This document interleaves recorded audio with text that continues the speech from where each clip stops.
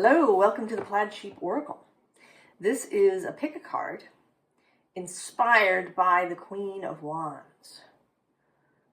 A message for you from the Queen of Wands. So we have 4 queens and then 4 objects.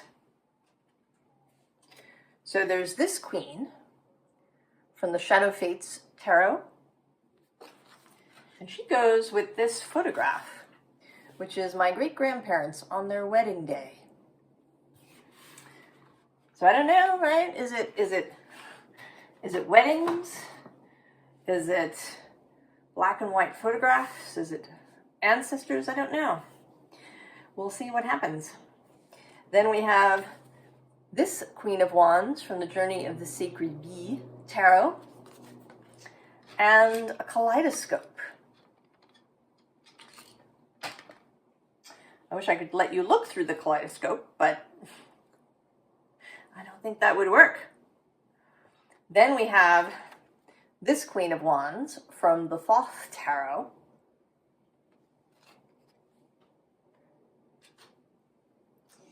And this glass-blown egg, which also has ashes in it.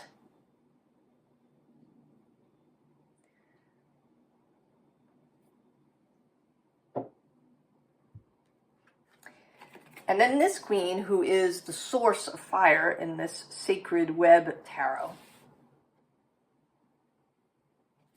And she, interestingly, is paired with this seashell that I found.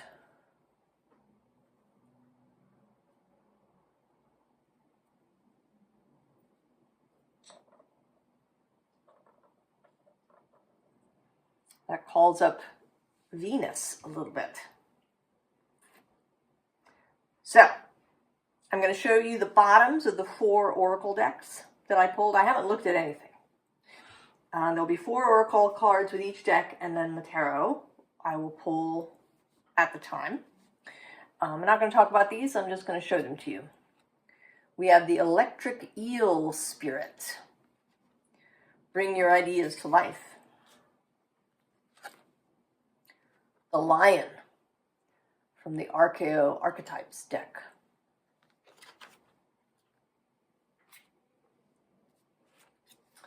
Values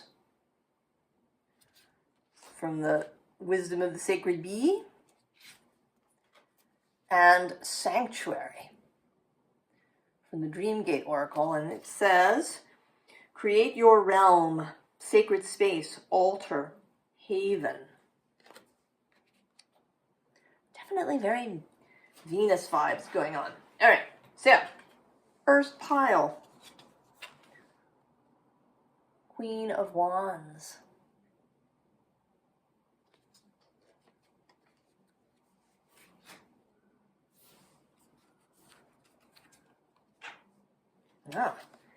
Eagle Spirit. Spirit has your back. Reflections. The Reflector.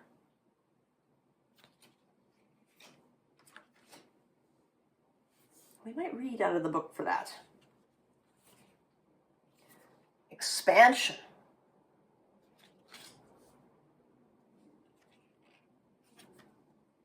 And Sweet Surrender.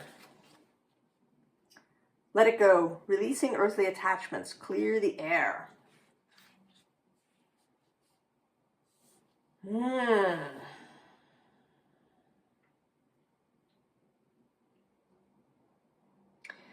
Well, now I'm sort of feeling like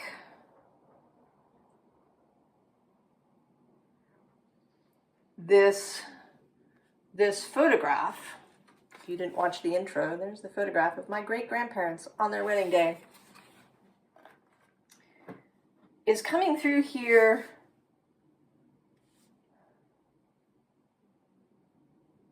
as something to be released.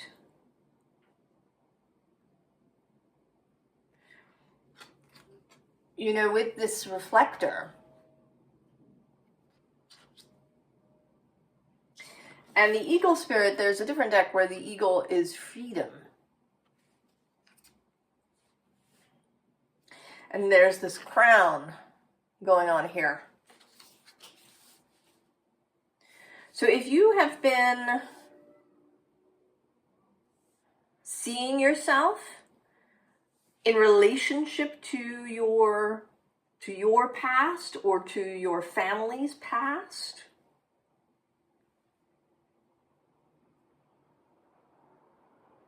maybe you've been comparing yourself to your family, to people in your family. Perhaps you have maybe you have some high achievers,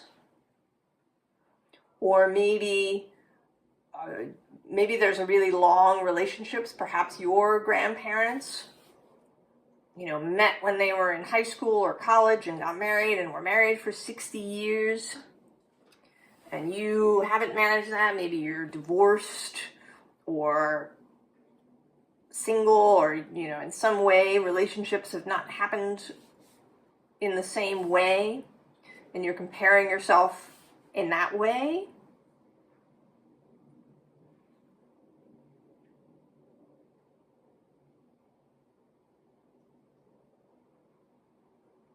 Or maybe you're even sort of looking in the mirror and seeing them instead. I don't know. Let's see what the book has to say about the reflector.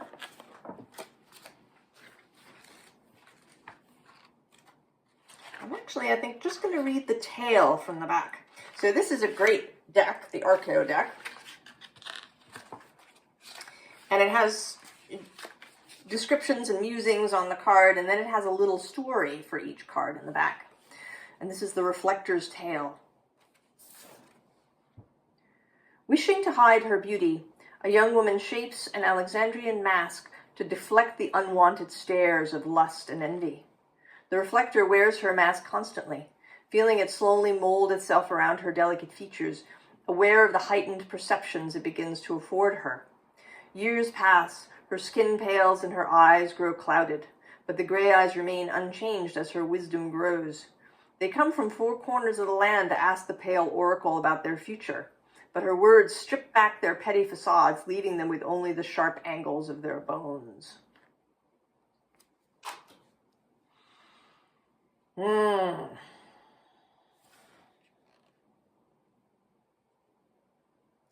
It's kind of an interesting story. It has both,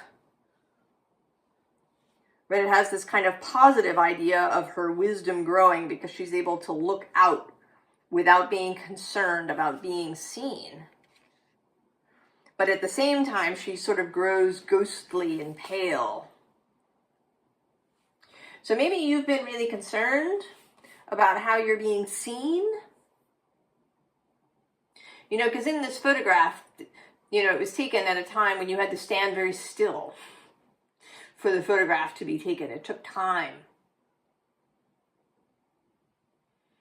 And there was, a fashion in photography that everybody, people weren't, smiling broadly, right? You had this,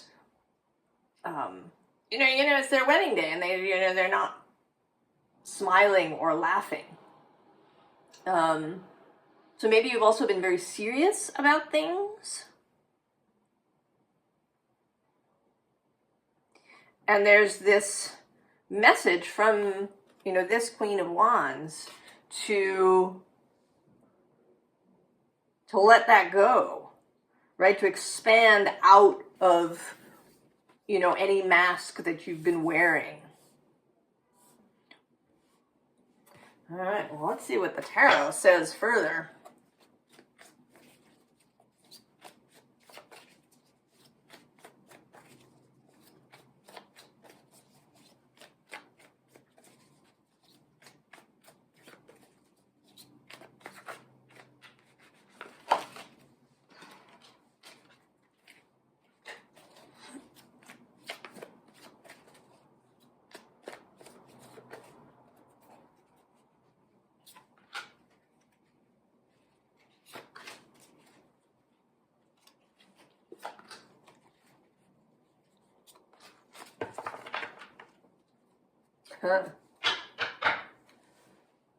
Death.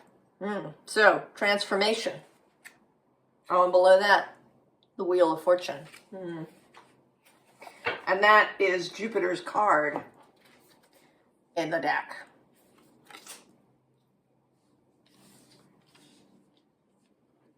So we have, oh, yeah, the Four of Cups sitting there, not taking anything. King of Wands. Eight of Swords. And the Queen of Cups.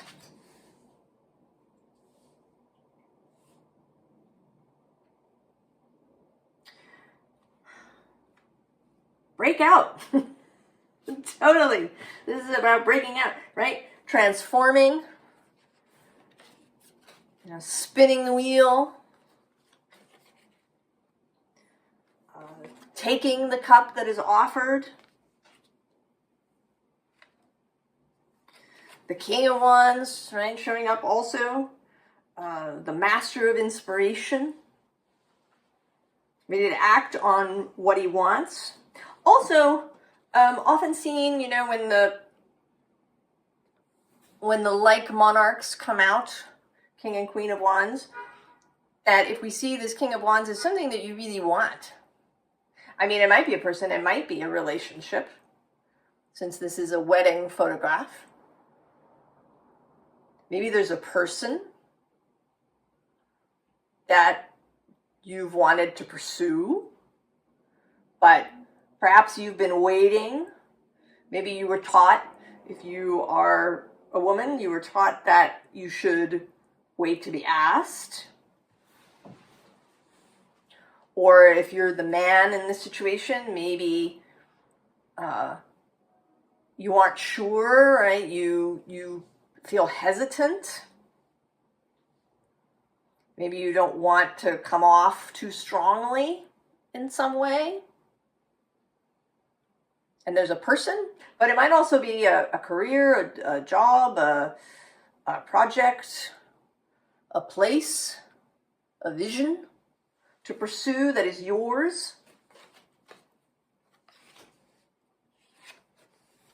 Right? If you've been hemming yourself in with your own thoughts, to be emotionally open, to be willing to really express yourself. And this might be a declaration of love to somebody. It might even be somebody that you're with, that you have wanted to really, right, to be really more open and passionate with them, but you've been holding yourself back.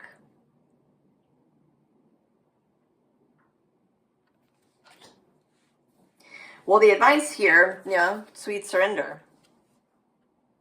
Let it go. Let go of this mask, of this, right, this holding still, waiting for the photograph to be done. Go ahead. Go for it. Do it. Embrace it. Express it. Reveal your inspiration. Take off the mask. Because it is possible to both see and be seen.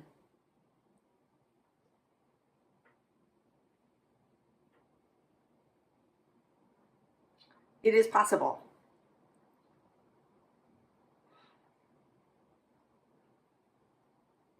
And the being seen is not automatically, going to be overwhelming.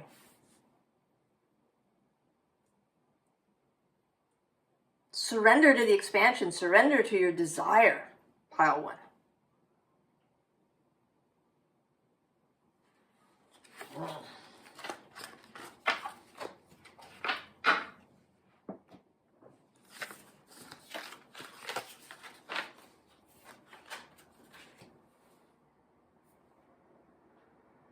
That's a very Queen of Wands Venusian message.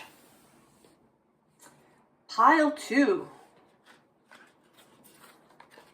With this Queen of Wands. And the kaleidoscope.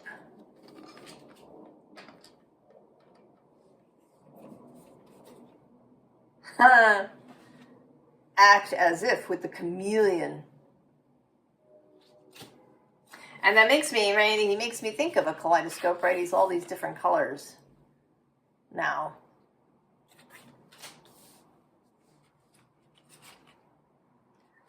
The alchemist.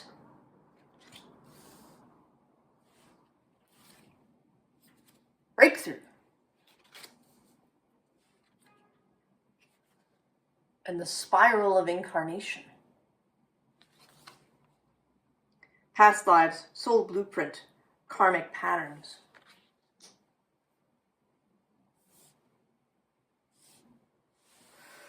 Well,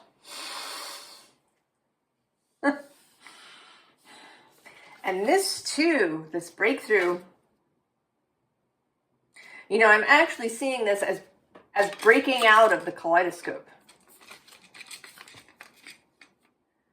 Right, this kaleidoscope has these, it has these little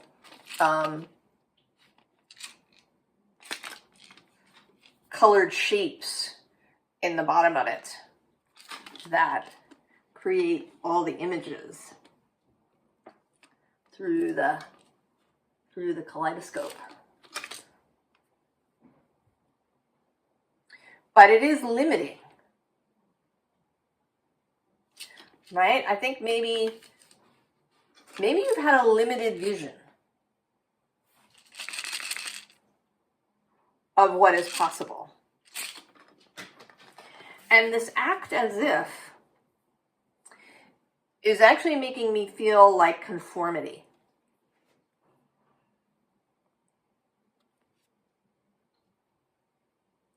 That you've been conforming to your environment.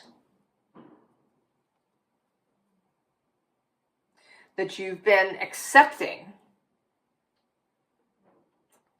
what is available through the kaleidoscope.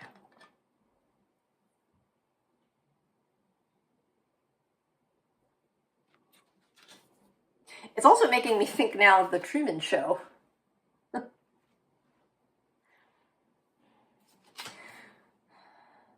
That, right, to break out, right, he breaks out.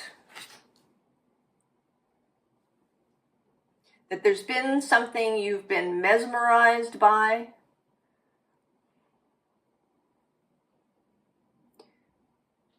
And now there's an opportunity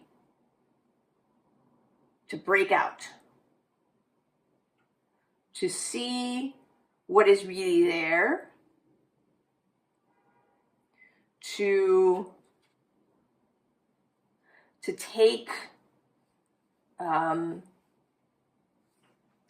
what maybe have seemed like disadvantages and turn them into advantages.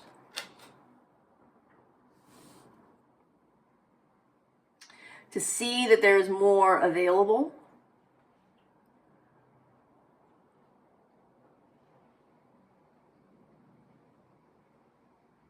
To release what you've, the place where you've been trapped.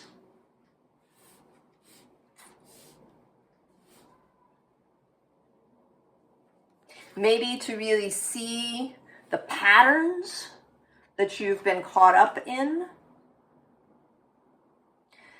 And that perhaps part of the reason that you're caught up is because you're conforming.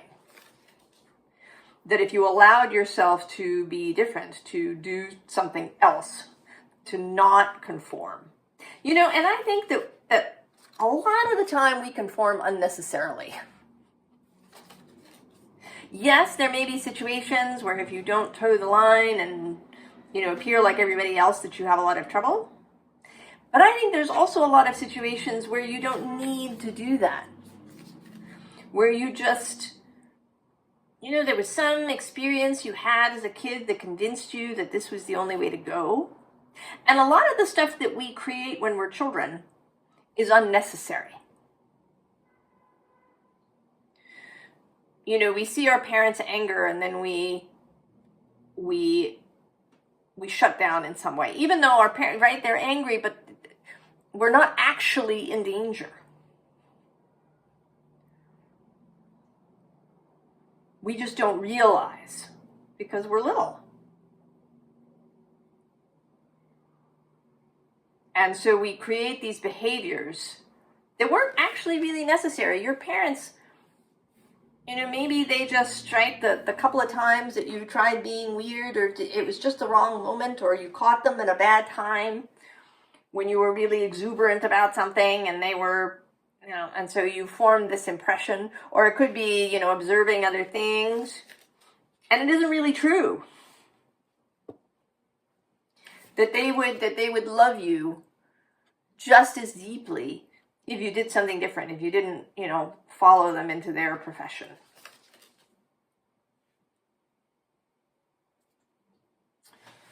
Oh, pile 2, breaking out. Let's see what some of the theme is going to be here.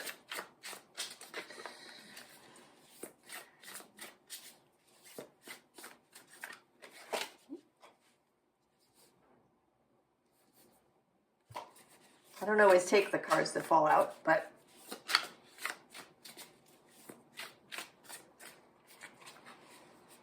all right.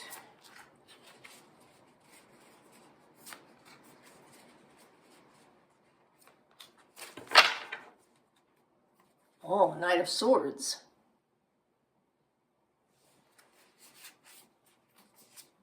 Oh, and right below that, the Tower. All right. Oh, we have Renounce. The 8 of Cups. The World. Justice. And Change.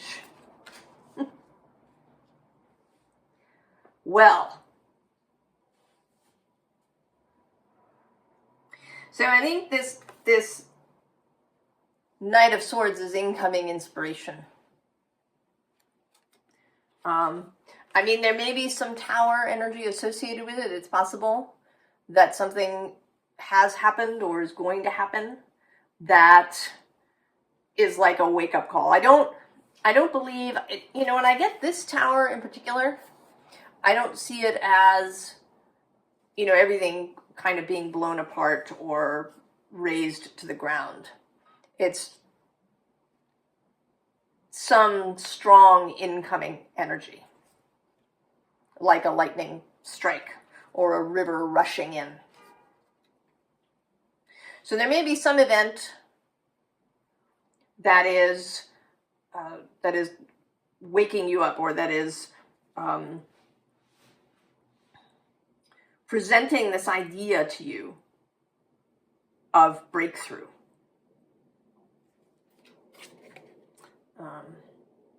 You know, I read the story for the, so these are from the Archeo archetype deck.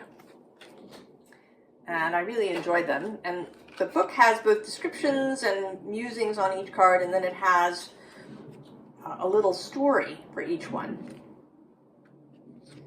I'm going to read The Alchemist's Tale. In his workshop, he hangs his curious cabinet.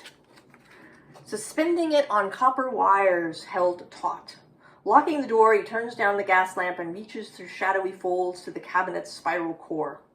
Summoning colors to his fingertips, he spreads burnt orange and purple across the bone-black sky before etching an ellipse that orchestrates mythology. Searching for the flinty sparks and mote whirls that float within the 11 creases of space, parsec by parsec he seeds stars into the night. Withdrawing his hand from the vortex, he touches a knuckle to his tongue and tastes the residue of brimstone and petals. Oh, pile 2.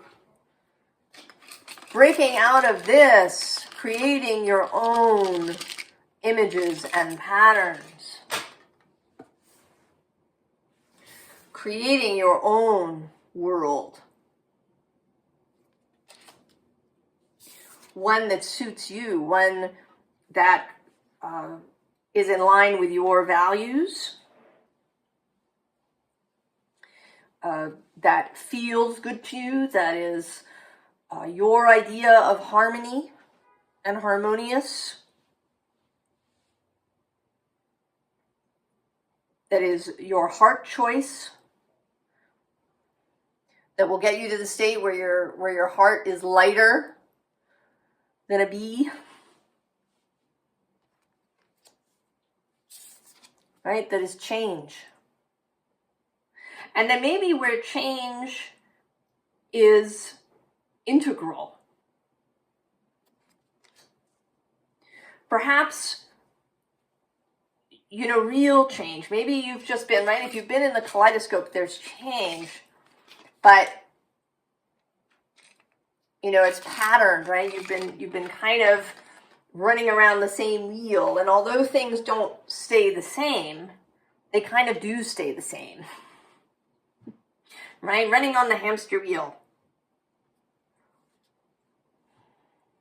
You're breaking out of the kaleidoscope pile too. Or that you have this opportunity to do so. And that there may be some event that gives you the impetus to do so. It could be that it's already happened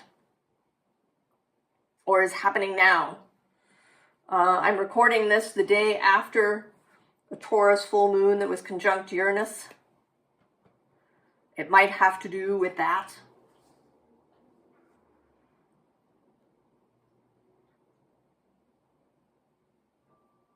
Oh, pile 2.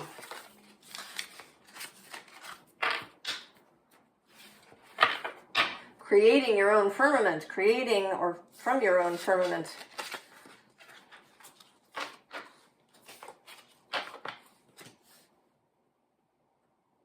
Beautiful. Pile 3. Queen of Wands from the Thoth Tarot.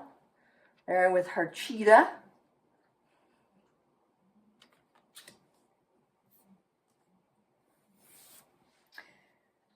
And the egg blown from glass and ashes.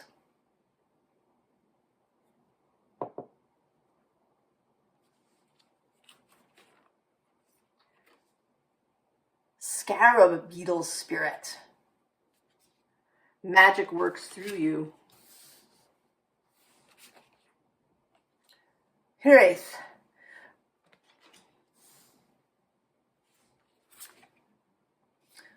Move with grace. Optimized light, inner and outer forgiveness. And interesting that this has come out third. I meant to do it as the fourth deck, but we'll see. Transcendence.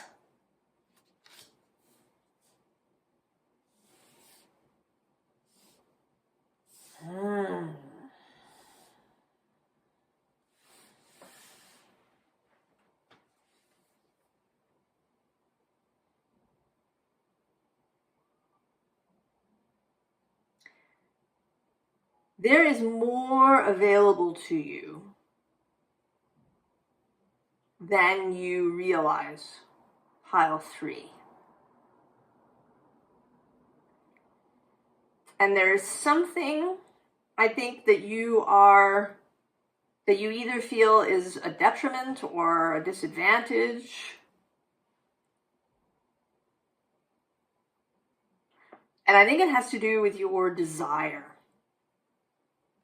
I'm going to read a little bit about the Hirith. First, I'm going to read a little bit of the description, and then I'm going to read a little story that exists. So the Hirith is elusive. She is the sense of loss and nostalgia we feel for a place or person that we never knew. She is the missing, that which lingers like a dull, aching grief in your bones. If you chase her, she will recede. But if you invite her to make herself known, she may approach and relieve you of your hollow longing. So in her little tale,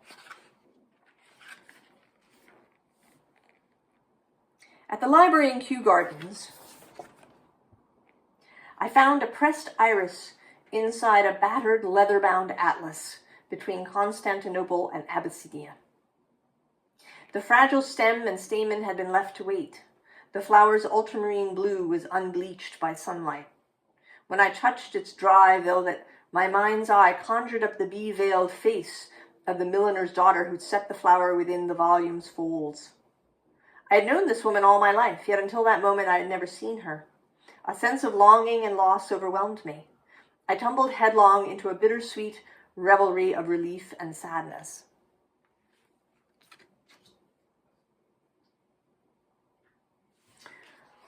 Are you holding off your longings, pile 3?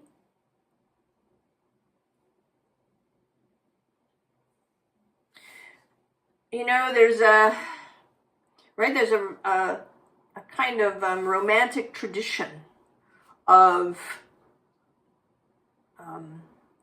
love deferred, of completion deferred.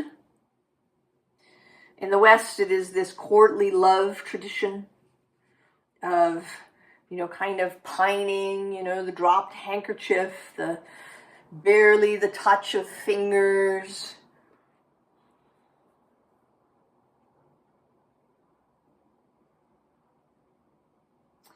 And there's something about this scarab beetle, something about there being more than meets the eye. But there's something here in the colors on the carapace.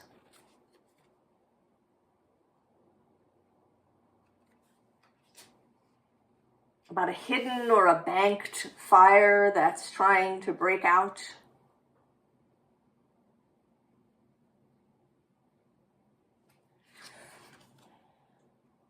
And it's interesting that this oracle card, I had them stacked so that it would come last. But it is also sort of, she's veiled. She's, her eyes are looking down. She's in this pool, unmoving. And then transcendence. This light, as if it's kind of, it's in here somewhere. And now it becomes visible. Pile 3. And the Thoth deck is a deck of full expression, of love and will and passion, because that was Crowley's way of being.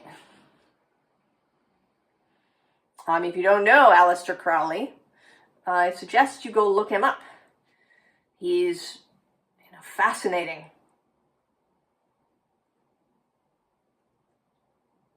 And then the artist, a woman whose name is now escaping me. It'll come to me, I'm sure, as soon as I finish your part of the reading.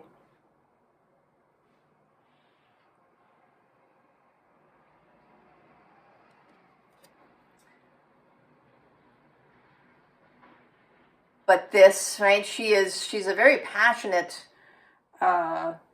sovereign queen of wands. This is not a person who defers their desires. For Crowley, magic was transforming the world in conformity with the will.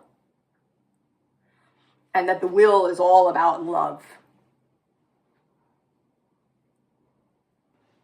It's what burns in the heart.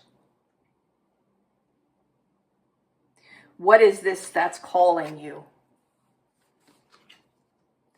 Pile 3.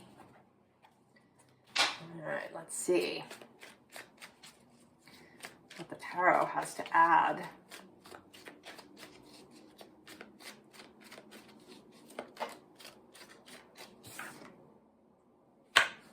It's the second card that's dropped out that I'm keeping.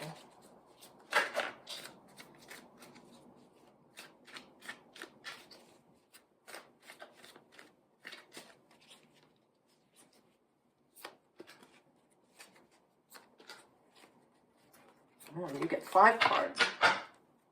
Ah. Bottom of the deck. Wealth. Does that word make you feel uncomfortable at all? Pile 3. Wealth. Luxury. Pleasure. Oh, look at that, the Ace of Wands right below. Eros. Sex. Satisfaction. Satiety. But I'm going to go one more with the Fool. Oh, and I'm going to show you the bottom too. The Knight of Cups reaching with his offering.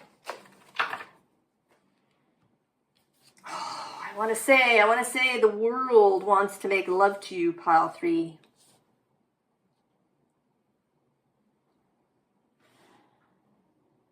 So first card that popped out, 6 of Swords, Science.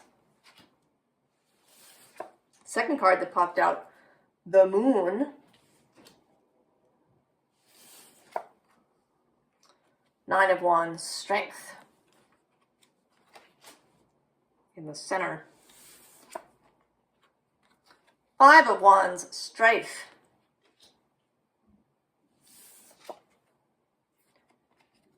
And the Knight of Discs. Pile 3. There is something you want. There is something you want.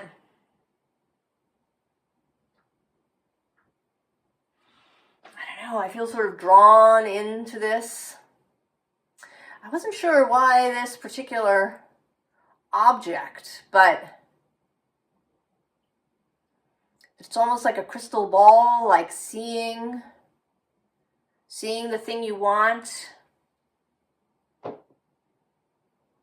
or keeping the thing you want, right, in glass, under wraps.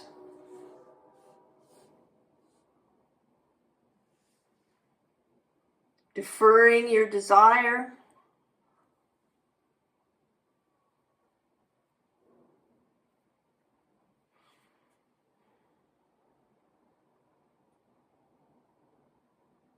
But you can make the mental journey. You can make the mental journey. And you know, this card is the Moon, but the Sun is down here too, being moved by the beetle. The beetle, which in Egyptian mythology moves the sun across the sky.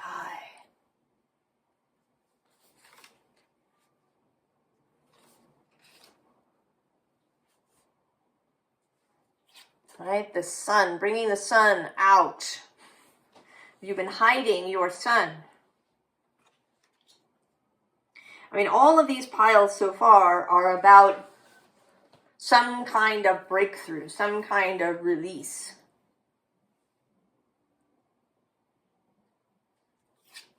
Right, and then this 5, which often looks to me like a little bit like the Ace of Wands. You know that there's these 5 wands and you're choosing this one. And maybe you anticipate strife.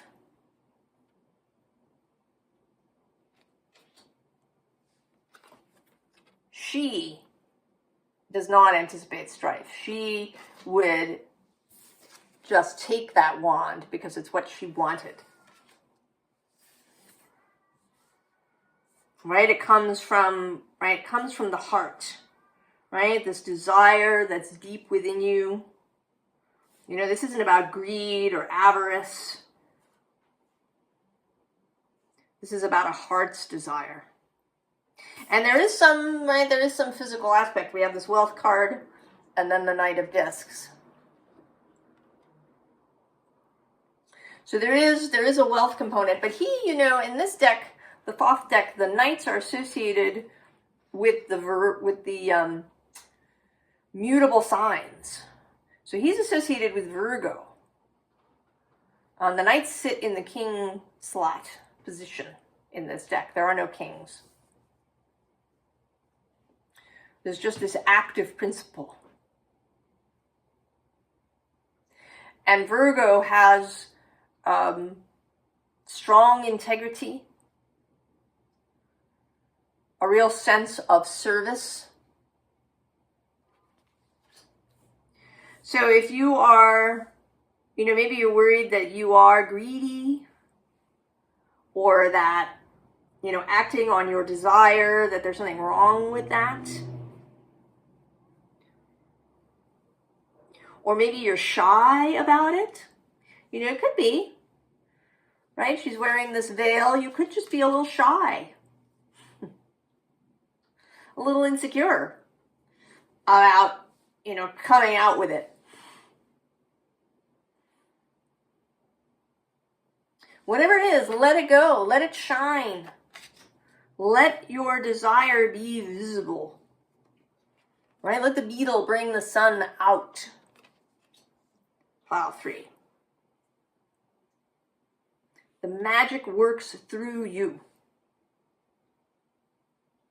So I think, at the basis of part of your desire is to be of service, to help,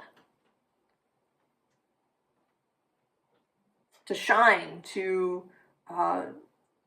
bring beauty to others.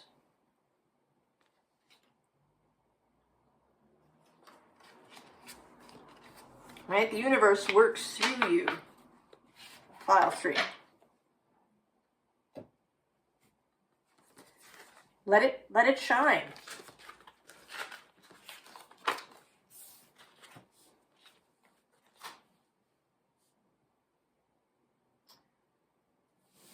All right, pile 4. So this card, the source of fire in the Sacred Web Tarot. And the shell.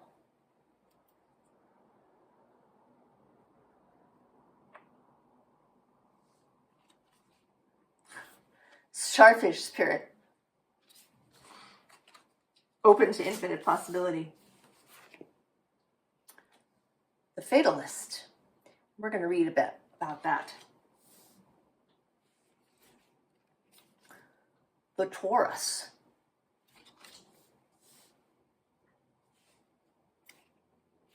Ooh.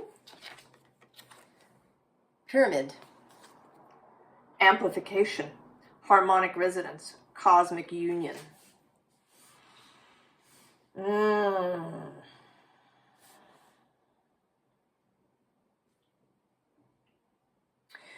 This is about your own energy, your own power. Have you been feeling tired, worn out, exhausted, dispirited, despairing in some way, perhaps?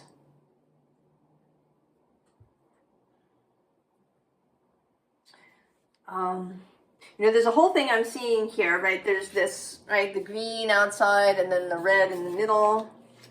And then we have this sort of green and red, orangey red happening here.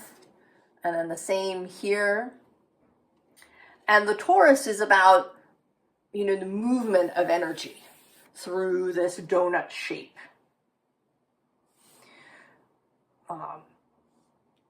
And when there's no blockage, the energy just continues to cycle through the Taurus.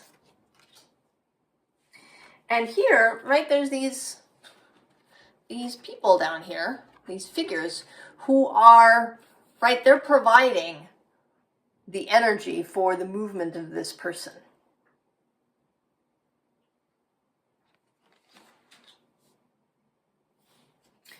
And then the starfish looks a little bit like it's plugged in. There's this kind of light emerging behind it. It's shining. And then the pyramid, amplification. Cosmic union. Connecting to the source of fire.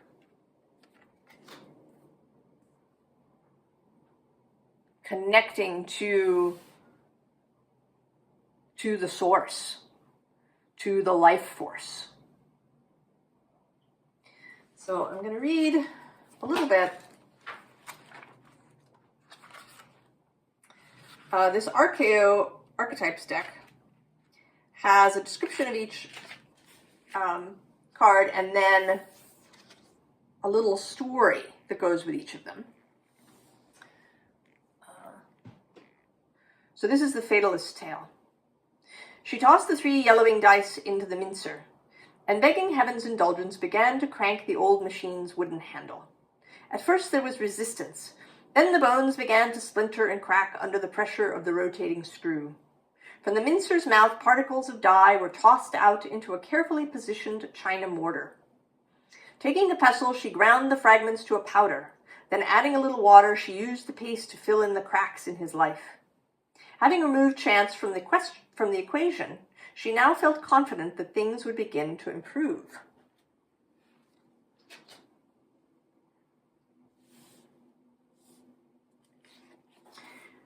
So I think that's talking about how you see things. Do you see things in a fatalistic way? That things just happen? That you don't really have a lot of choice in the matter? That maybe, some path was laid out for you? And it might be, your earthly path. You were born into a family of doctors, and so you became a doctor.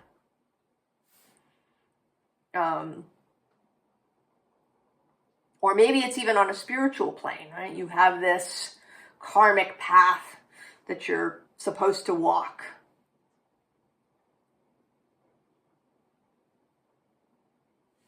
And so you have a diminished or a clouded will. And it may be that, right, like the center chakra, right, where the will is. This sort of center part of the body appears a lot in various mystic traditions. Right, it's where the will is. In Chinese medicine, it is where the dantian is, kind of in this central part of the body where the kind of where the energy is stored. When you're sitting in meditation and you have your hands in your lap in this mudra, right? There's these flames, and they're over the central area of your body, this creative center. Right, the second, third, and fourth chakras.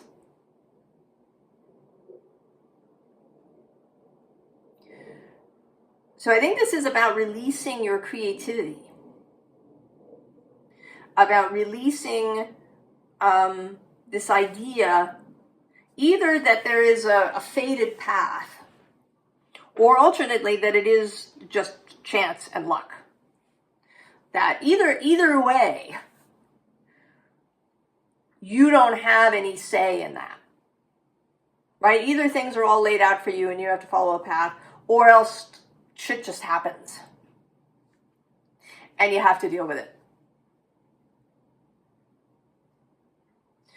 But the Queen of Wands, right, the source of fire, right, the source of your fire, actually,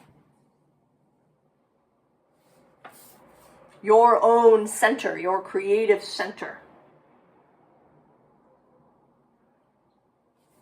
Right? To open that up so that this energy of the Taurus can flow and run.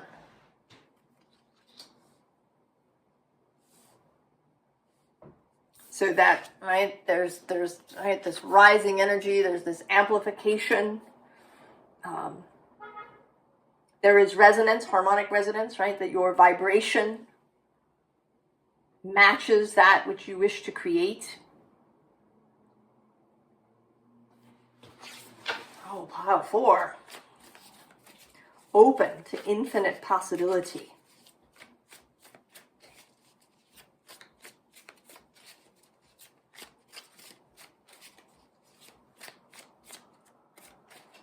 Now, interestingly, in other piles, we had some jumping cards. You do not.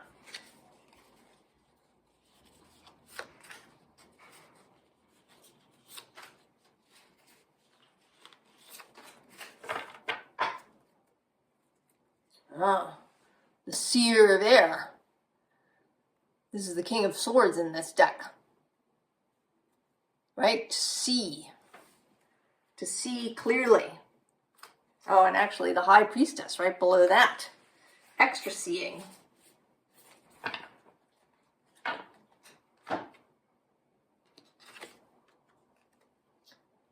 Five of Cups. The Hermit.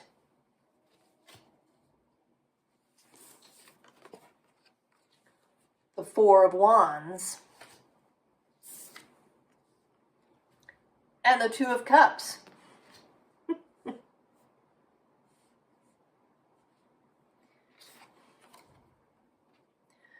Right, so here, you know, this dog is, right, there's kind of these dark holes for eyes.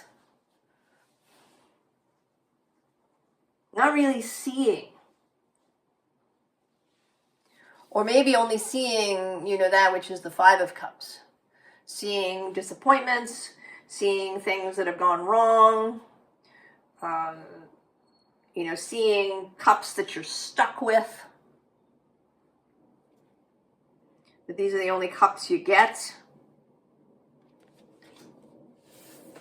But then the Hermit. There's a kind of, right, there's a reaching. You may be down here in the mud bath, feeling really stuck. But there is a reaching. And the Hermit, he follows his own counsel. And he, you know, and with his connection to Source, to his life force, to his divine beingness.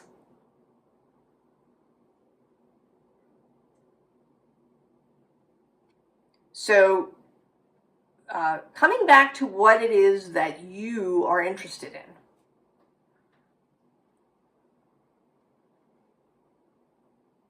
Really regaining a sense of self, of your own desires, of your own ideas. Beginning to break out of this idea that you're stuck in something. And then the liftoff. Four of Wands.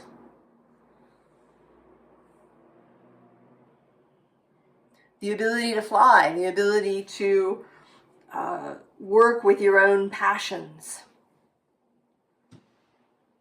To work with your own creativity, to choose.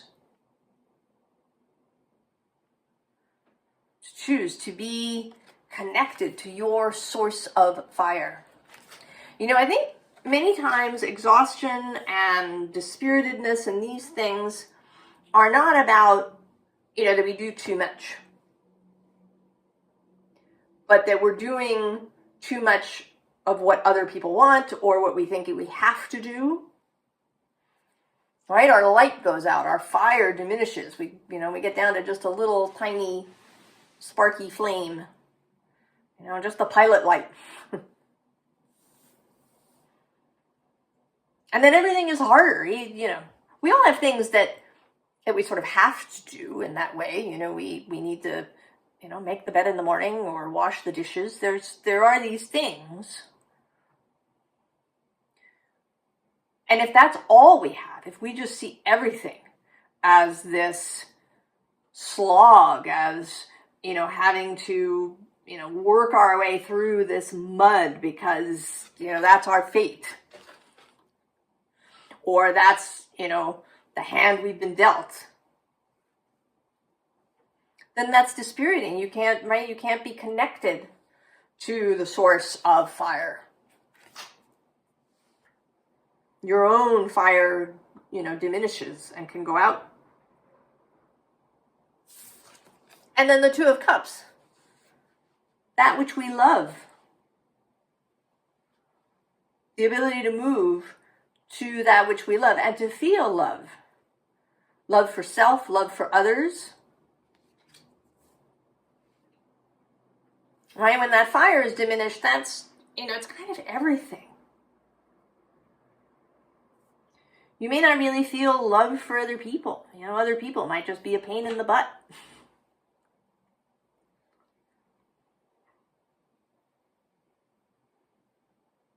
Or your own ability to express how much you love someone is diminished.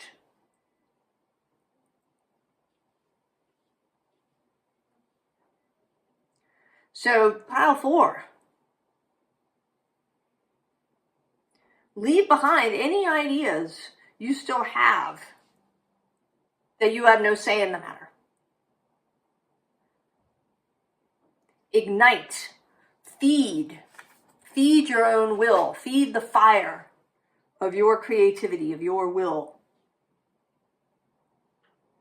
And however that may happen for you, whether you start, doing some things that you really like to do, taking time to do that, really noticing what tasks or what activities are enlivening and what makes you feel like crap.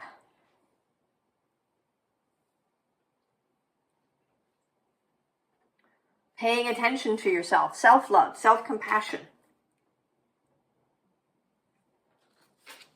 Open to infinite possibility, pile 4.